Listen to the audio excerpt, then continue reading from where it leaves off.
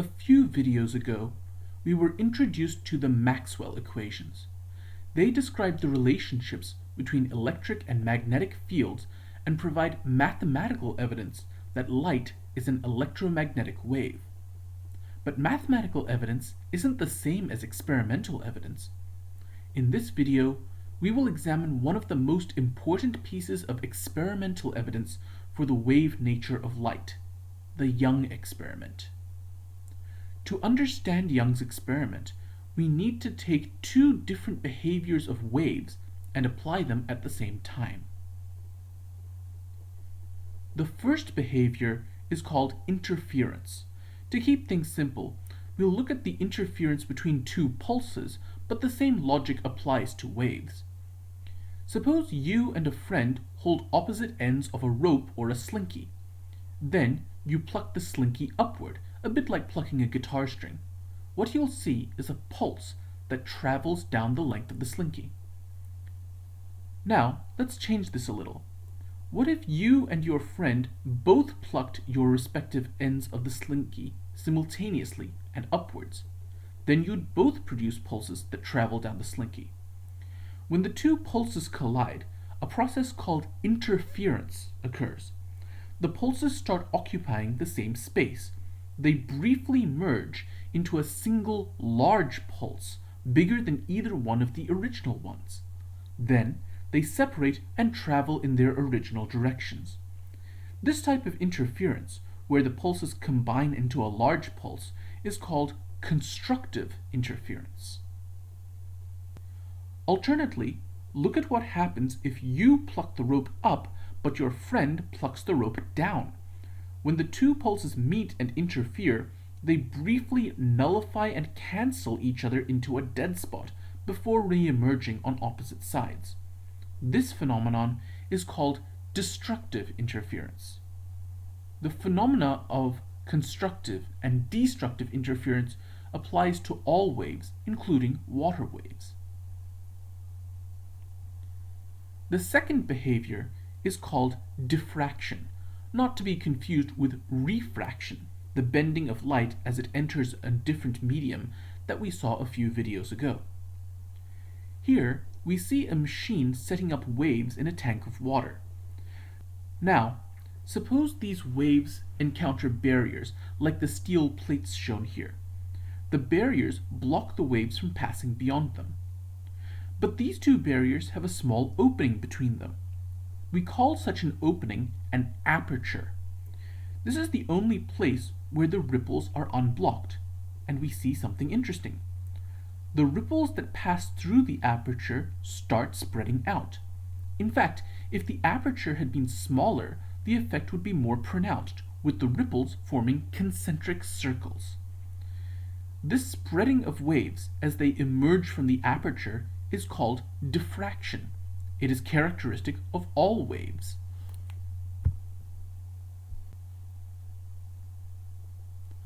Now that we've seen the diffraction pattern that results from one aperture, what about the pattern from two apertures? As the waves encounter the barriers, they get blocked except at the apertures. Then they start spreading outwards from each aperture in the familiar diffraction pattern. But then look what happens. The two diffraction patterns start interfering with one another, and the resulting interference pattern is very interesting. Here's why. When the waves reach the aperture, the same part of the wave passes through both apertures at the same time. That is, at any point in time, both apertures see a peak, or both apertures see a trough. The peaks and troughs are in sync for both at the apertures. What does this mean for the interference pattern? Well, after the diffraction occurs, the waves spread out equally fast, so the type of interference will depend on the location of where the waves meet. Take this point over here. It is equidistant from the two apertures, so the ripples from each aperture have to travel the same distance before they reach this point and start interfering. Because those waves were in sync at the apertures, they will stay in sync peak to peak and trough to trough when they reach that equidistant point. So at that point, the interference will always be constructive. If you put a toy boat there, it would bob up and down on large peaks and troughs due to constructive interference. But not every point will work like that. This point here is further away from one of the apertures than the other. That means waves from the far aperture have to travel a greater distance to reach this point. And here's the catch. As a result of moving further, the wave from the far aperture has to travel an extra half wavelength to get there, which means the waves will always get there out of phase.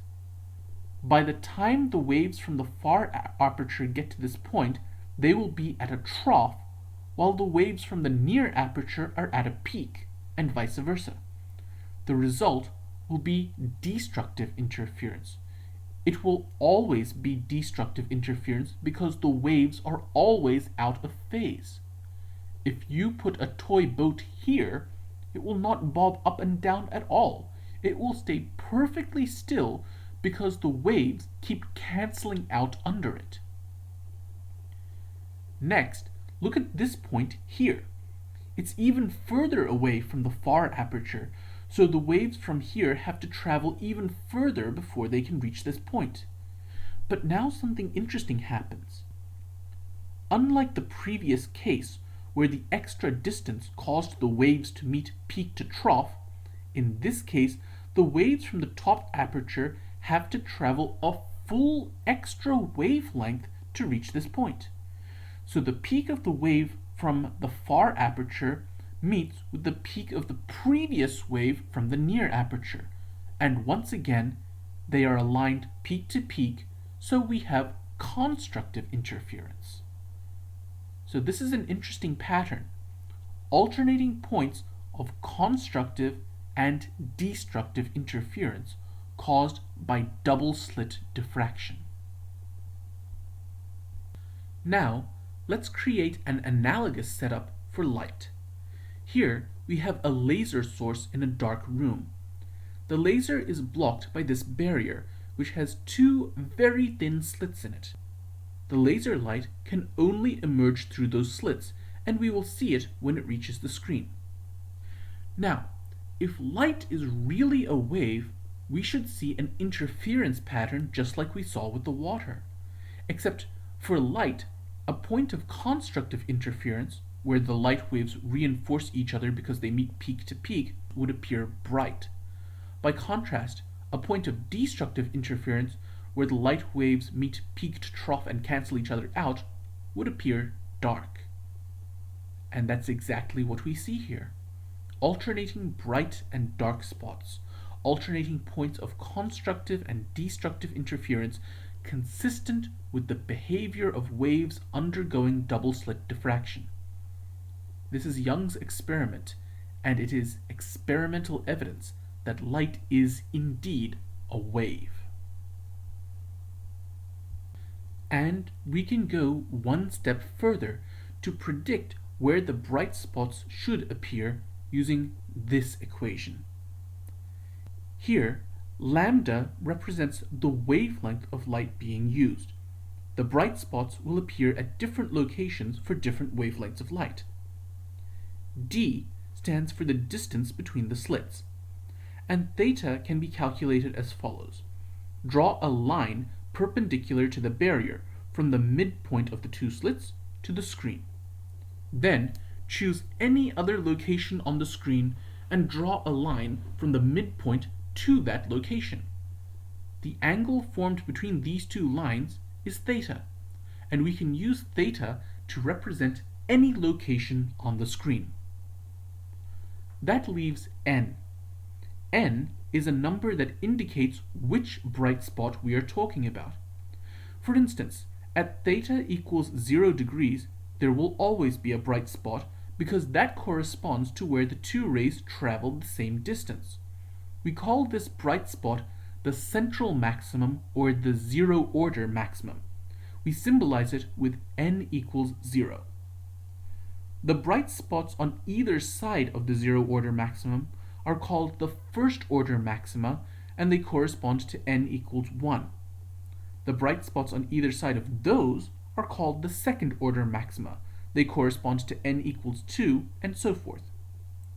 We can also use n to find the dark spots. The dark spots on either side of the central maximum are called the first-order minima. They correspond to n equals 0.5. The next dark spots over are called the second-order minima.